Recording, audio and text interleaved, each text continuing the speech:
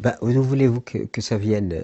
Bien sûr, si on éduquait les enfants dès tout petits au contentement et non pas et non pas à l'avidité permanente, cette avidité qui stimule et qui utilise la publicité. D'ailleurs, la publicité joue sur l'avidité. Elle vous dit pas vous avez assez, vous avez largement assez pour être heureux. Elle vous dit non, il vous manque toujours.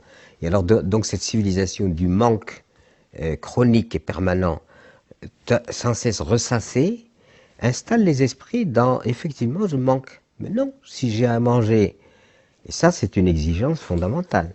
Tout le monde doit avoir à manger, tout le monde doit se nourrir, tout le monde doit être vêtu, tout le monde doit être abrité par une maison, un toit, tout le monde doit être soigné ou se soigner. Ça, c'est ce que une civilisation digne de ce nom devrait résoudre pour tout le monde.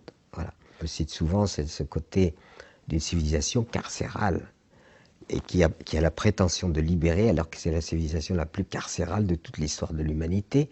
Et souvent pour m'expliquer un peu, je dis, vous voyez, de la maternelle à l'université, on est enfermé, les jeunes appellent ça le bahut, vous voyez.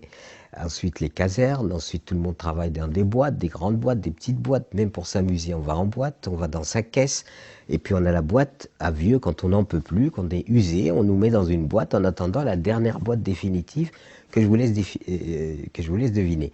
Donc ce qui veut dire que là il y a un leurre. Et à l'heure. Pendant ce temps-là, les oiseaux chantent. Moi, j'ai pas envie de me priver des chants des oiseaux. J'ai pas envie de me priver des beaux couchers de soleil. J'ai pas envie de me priver du silence. J'ai envie de jouir de ce que la vie nous donne de meilleur et de plus beau. Mais à la condition que, bien sûr, que je sois nourri, vêtu, parce que ça, si je n'ai pas tout cela, aucun bonheur n'est possible. Donc, une fois qu'on a résolu ça, eh ben, vivons.